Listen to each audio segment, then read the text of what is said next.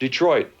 It's got the reputation of murder capital of the world. It's like, and I didn't even do it on purpose. You know, I didn't walk up and shoot somebody. Dip, dip, dip, dip, dip, boom. Sha-na-na-na, sha-na-na-na-na, sha-na-na-na, sha-na-na-na-na, sha-na-na-na, sha-na-na-na-na, sha-na-na-na. The murder happened in 1982 in June. It was big news in the city of Detroit, particularly in light of the fact that Detroit was in a major recession at that time. The Japanese auto industry particularly was blamed for Detroit's woes. The American auto industry and its army have targeted Japan as a major source of its problems. We are being shot at and shot up by the Japanese, who have the most protectionist economy in the world. But some of those who hold up the specter of a trade war ignore is that we are already in the middle of such a war, but only the Japanese are shooting. Chrysler ultimately took a bailout during that period. So the auto industry itself and Detroit economically, because so many people relied on the auto industry, was really in a bad time.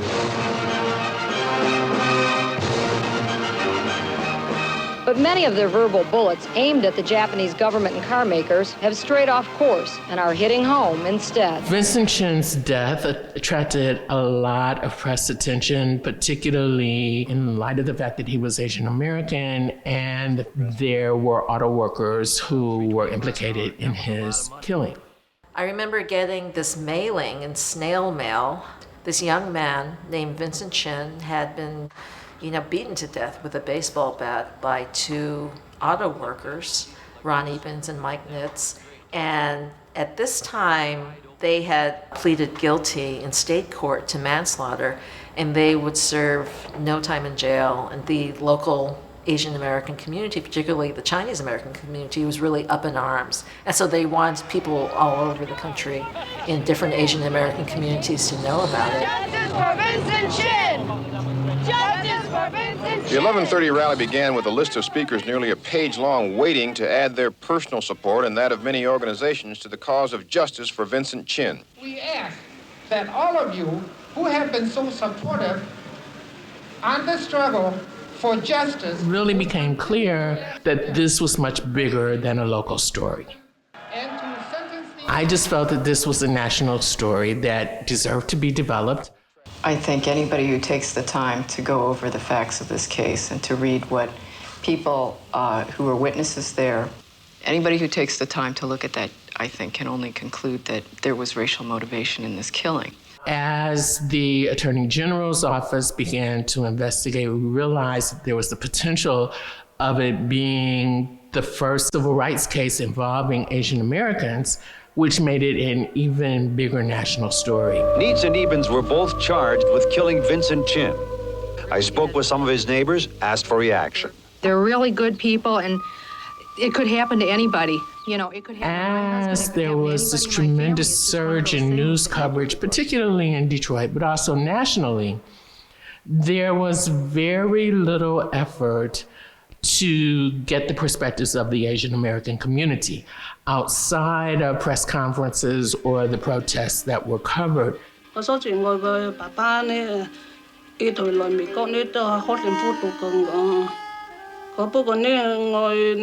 Nobody really attempted to talk to members of the Asian American community or Vincent Chin's family at all.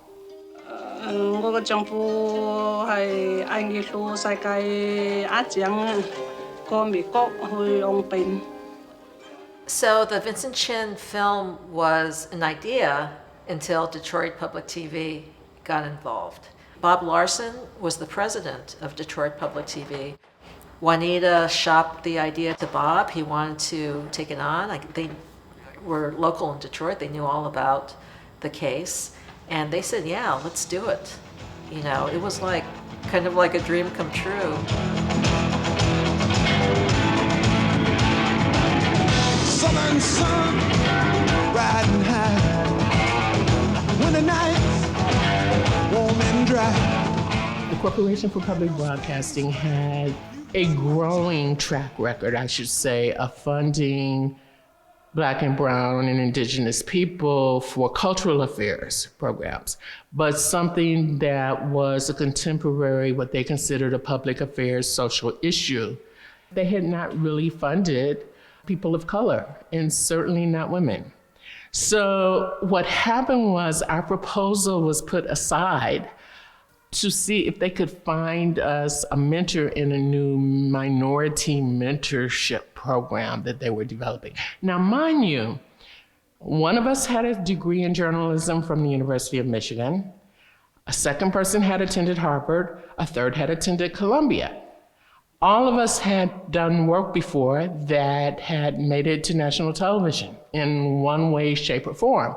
So, it was sort of peculiar to us that our credentials were being questioned. So CPB assigned a story consultant, white boy from WGBH, Boston, to supervise me, to quote, objectivity. Can you believe this? And he was supposed to be kind of like our overseer. And Bob and Juanita said, don't worry, we'll take care of him. You guys just make the film.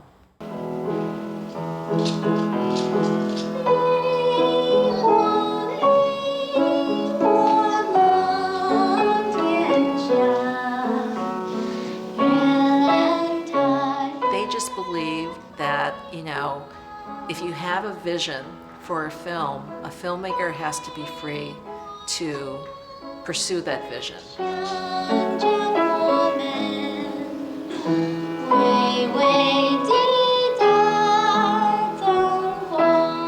So we were a very small crew. There was Chris and I, Nancy Tong, our associate producer, and camera person, sometimes an assistant camera, but generally just a sound person as well, and we just all worked as one unit. Nancy and I did all of the interviews.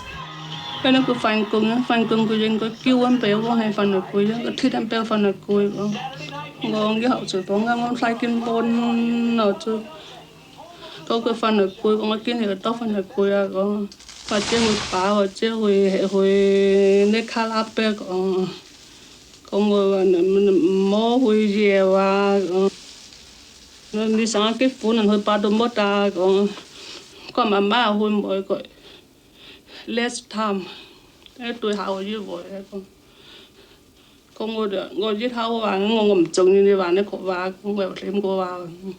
Next thing I know, while the other girls out dancing, we hear boom, boom, boom, boom, and we run to the stage to see what's happening. She's coming off the stage, we go, what's up? And we look out, and I see guys are fighting out there in the club. What if we'd have had an accident prior to it? What if we'd have went to the ball game? And there was 10,000 what ifs I've asked myself. And it's just like this was preordained to be, I guess. It just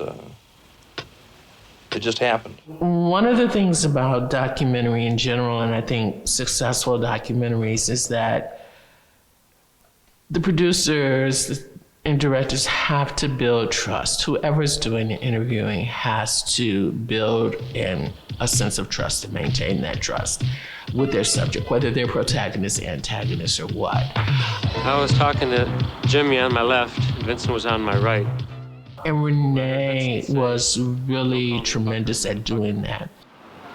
And that's when I turned and saw who Vincent was talking to, a man I later found out was Ronald Evans. And I put my hand on Vincent's arm to kind of calm him down. I came around the bar, and all I saw was that Mr. Evans was yelling at Vincent Chin. And the next thing you know, Vincent got up, walked around, and hit Mr. Evans. And he come around and sucker punched me. And that was the start of it all, right there. She had a sense of integrity. She would ask the hard questions, but very calmly. I mean, it's part of the demeanor, eliciting these stories.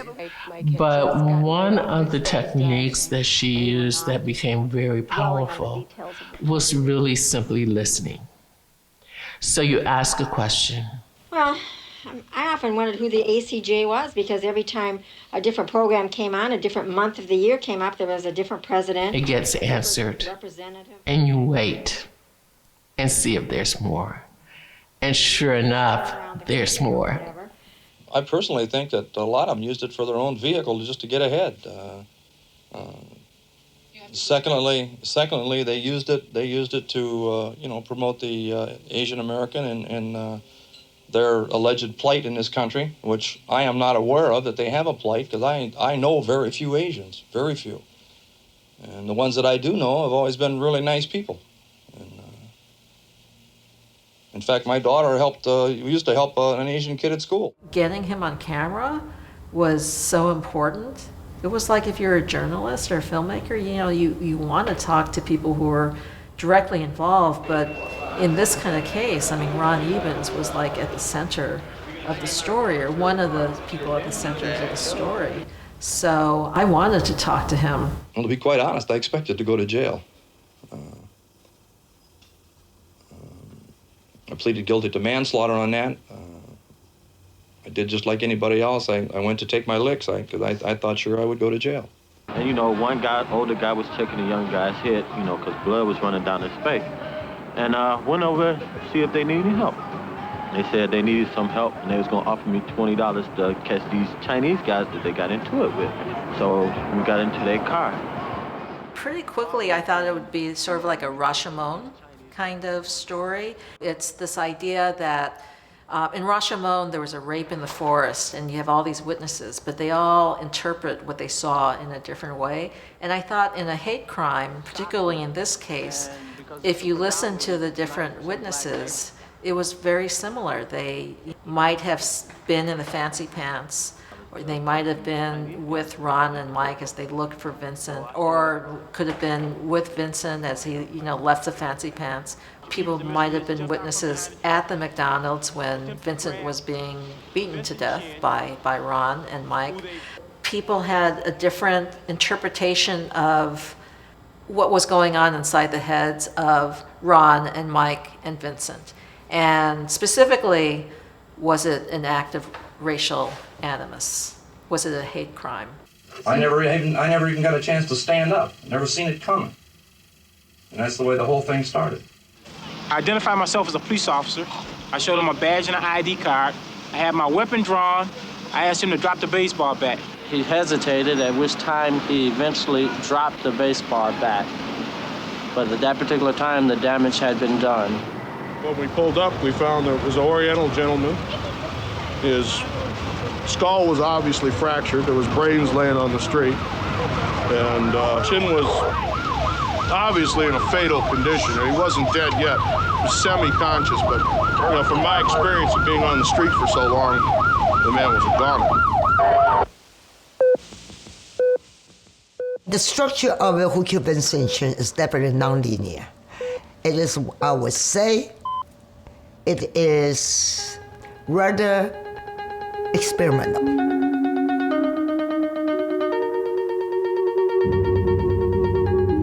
I would say almost like experimental music, okay? Like Laurie Anderson, like avant-garde. Why? You play a note, then you play the same note, second time, then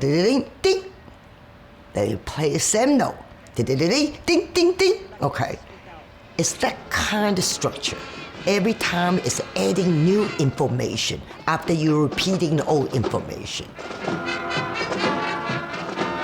To change your image of Asian people, our image of passiveness, able to sit, just do nothing, just accept whatever is coming to us. We decide it's a time to stand up for our rights. I don't think there is such a thing called objectivity. Journalism stresses objectivity, but emotion is not objective, very subjective. What are the emotions? Sadness, happiness, despair, terrified, Film is composed of emotion. Once you're able to reach the emotion of your spectator, then logic will come through. It doesn't go other way, not the logic first. Once you have a logic, there is no emotion, and it would not be very successful. What I learned about Vincent Chin is every time I screen the film, I never seen anyone stood up and leaving the room. Because every single minute is emotional. It seems Mrs. Chien is having some difficulties speaking.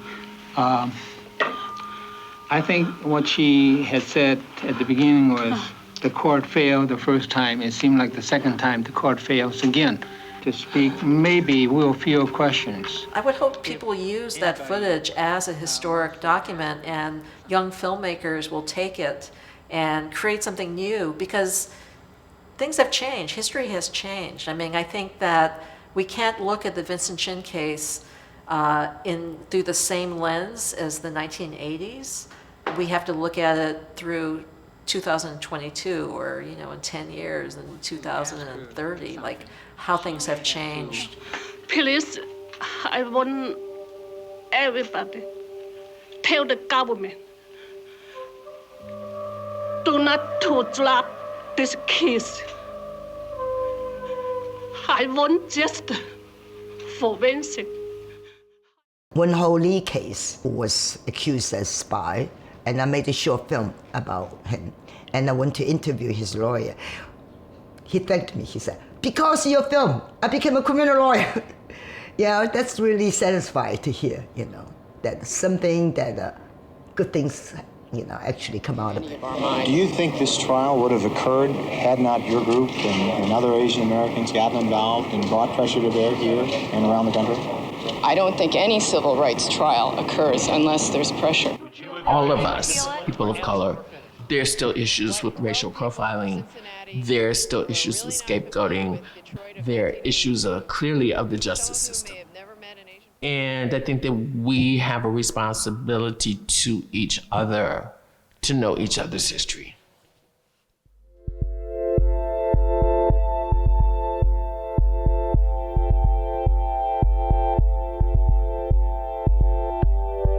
This program is made possible in part by the Center for Asian American Media and the Corporation for Public Broadcasting, a private corporation funded by the American people.